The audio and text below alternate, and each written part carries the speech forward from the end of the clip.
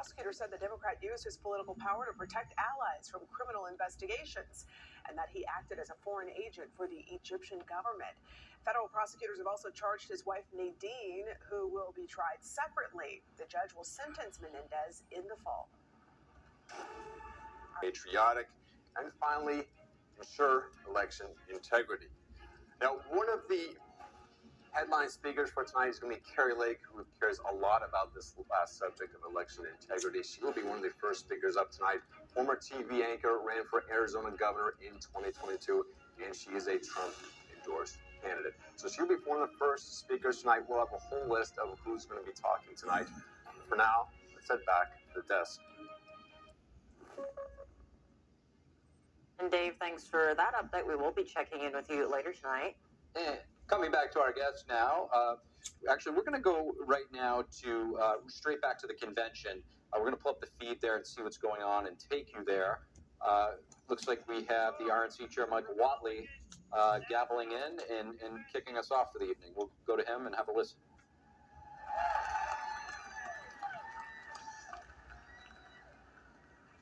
I have to ask, did we have a great night last night?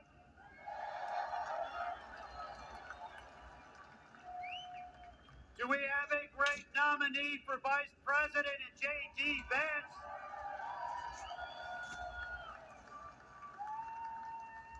And do we have a great nominee for the 47th President of the United States of America, Donald J. Trump?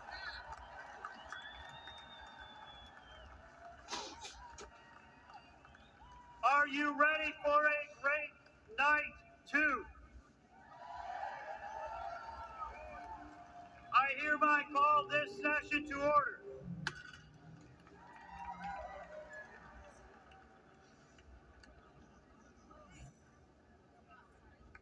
Ladies and gentlemen, for tonight's invocation, please welcome Pastor Neil Jackson from North Carolina.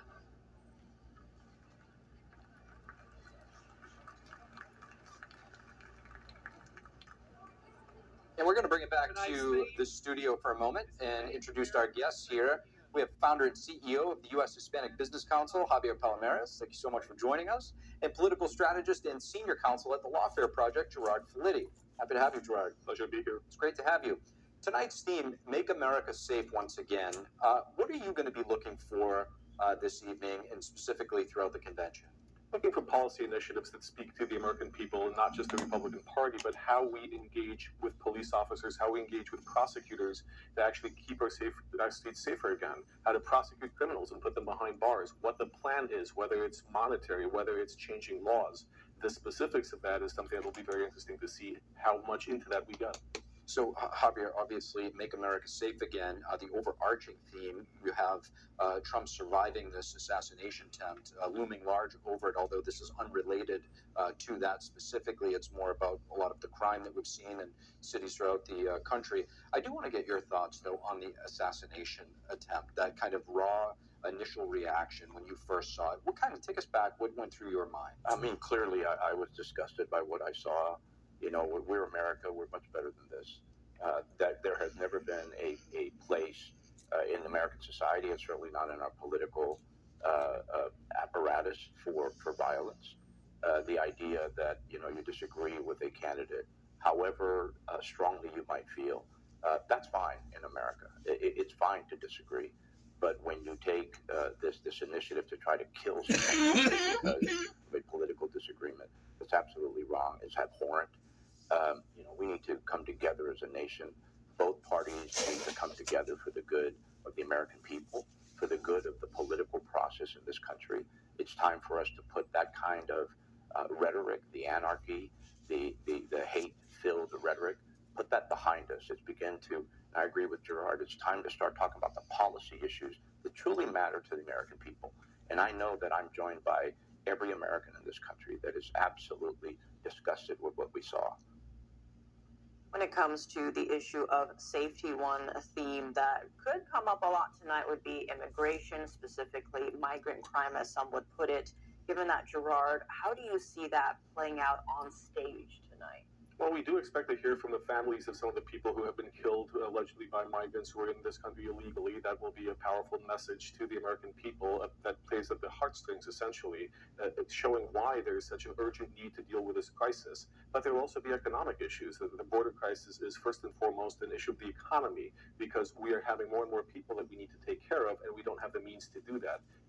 The open borders have not been followed by a policy of economic growth these last years. We've seen inflation skyrocket. We've seen people struggling to put food on their table. And now having more migrants, it's not just about safety, but it's also about economic safety. And Javier, I'm sure you have thoughts on that. Yeah, and again, I agree with Gerard. You know, at the United States Hispanic Business Council, we have always believed that immigration is an economic imperative, and immigration reform is an economic imperative for the continued well-being of our nation.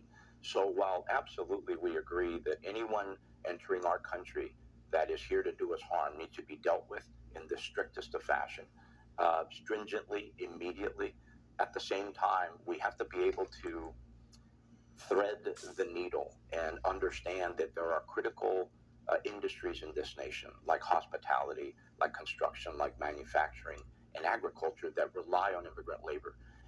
I'm looking for policies that come out of both campaigns that will deal honestly with the issue and tell the American people the truth about where we stand in terms of immigration reform. It needs to be dealt with. The border is in crisis. We have to deal with that. But at the same time, we need to continue to keep the commercial and economic interests of our nation at the forefront.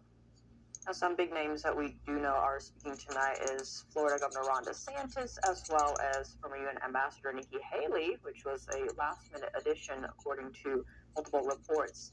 Given that, what are you expecting from both of them, especially Nikki Haley? We've seen with yesterday's RNC that there was more of this theme of unity or togetherness. We've also heard from President Biden talking about lowering the temperature in the country. How do you see Nikki Haley speaking at this event tonight, maybe fitting into that? I see Nikki Haley doing just that, but from her personal experience, I think she'll be honest about the disagreements she's had with President Trump about his policies and ideas and why she ran for president, because she didn't agree with some of them. I think she will present herself and the Republican Party as one that can get over these differences and resolve them by unity, by talking about the issues and not through violence. I think that's the message that she will speak to, and that will resonate strongly because, again, it's her personal experience. Same with DeSantis. There are people who ran against Donald Trump because they had differences in their policy and agenda and a vision for the future, but they're resolving them amicably on a stage here at the convention, not through violence, not through angry rhetoric, and I think that's a very important way to send the message that this is the unity that we need going forward. And Javier, when it comes to Florida Governor Ron DeSantis, we have seen many states losing people. They're moving to Florida when it comes to the economic, maybe even the immigration status over there. It's not a sanctuary city as we're seeing over here in New York, for instance. How do you see that aspect potentially fitting into his speech tonight? Well, certainly Ron DeSantis brings, firsthand knowledge of the management of the influx of people coming into his state. It really speaks well to the economy that he has spearheaded, what he has done for the state.